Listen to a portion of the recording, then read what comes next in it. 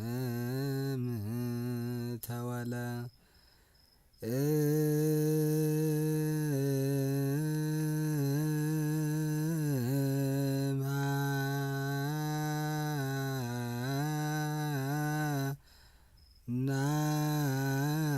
ናወ ኢያቄም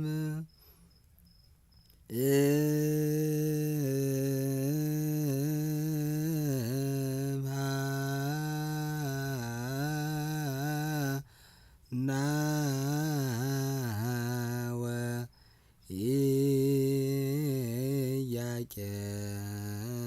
ኢያቄም ተወለ አላ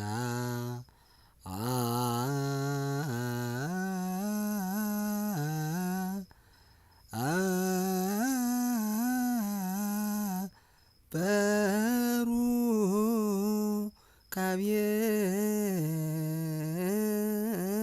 ዘበህግ አላ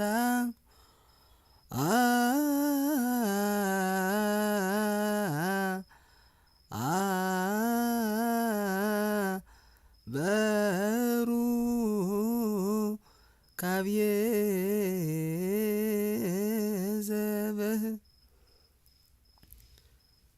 ብሎ የደረሰውን የቅዱስ ያሬድ ምስጋና አባ ሕርያቆስም በምስጋናው ይናገረዋል። የሁለቱን ግንኙነት በዜማ ለማየት ያህል ነው። ድንግል አኮ በፍትወተ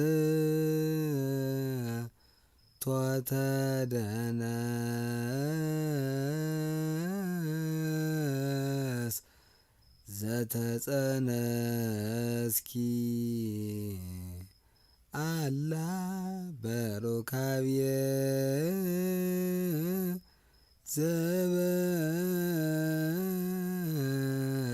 ዘበህግ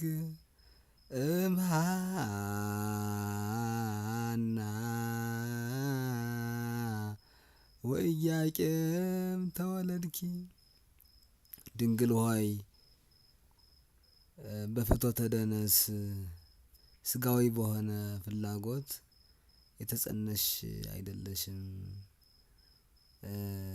አላ በሩካቤ ዘበህግ ማናው ኢያቄም ተወለድኪ ህጋዊ በሆነ ብዙሁ ወተባዝሁ ወምልእዋ ለምድር ብሎ ባዘዘው ቃል ኪዳን መሰረት ህጉን ስርዓቱን በጠበቀ ሩካቤ ስጋ ተወለድሽ እንጂ ይላል። ሩካቤ ዘበህግ የሚለው ምን ነው ካልን ህግ እግዚአብሔርን ጠብቆ በዓል አክብሮ አጽዋማትን አክብሮ ትክቶን ሐሪስን እሱን አክብሮ በህግ በስርዓት የሆነውን ነው እንግዲህ ሩካቤ ዘበህግ። ያውም ደግሞ አንድ ወንድ ለአንድ ሴት አንድ ሴት ለአንድ ወንድ የሚደረገውን ሩካቤ ዘበህግ ይለዋል። ከዛ ውጭ የሆነ ህጋዊ ስላልሆነ በህግ በስርዓት የሚባለው ሰው የግድ ከባሉ ወይም ከሚስቱ ውጭ ስለሄደ ብቻም ሳይሆን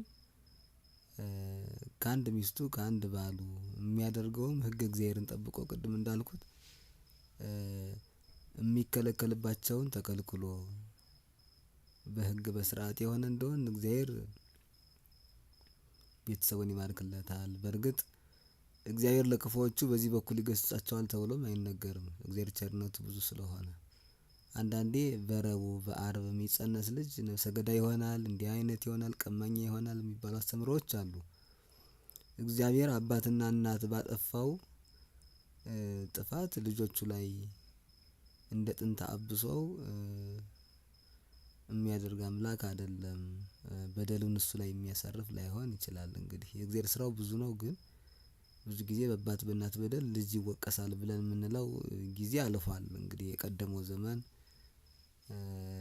በአዳም አባታችን በደል ምክንያት ሁላችንም የተቀጣንበት ዘመን ስላለፈ ማለት ነው። ስለዚህ ሩካቤ ዘበህግ የሚለው ጾምን በዓልን ያከበረ አላማው ደግሞ መውለድ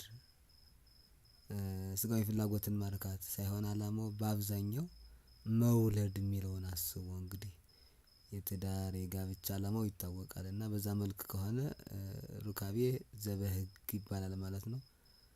እንግዲህ በህግ ያለን በጋብቻ ጥላ ስር ያለን ሰዎች በህግ በስርዓት እግዚአብሔርን ማስደስተነው በነፍስ በስጋም ተጠቅመን እንድንኖር አምላካችን ይፍቀድልን። የእናታችን የቅድስት ድንግል ማርያም በረከቷ በሁላችን ይደርብን። ይቆየን።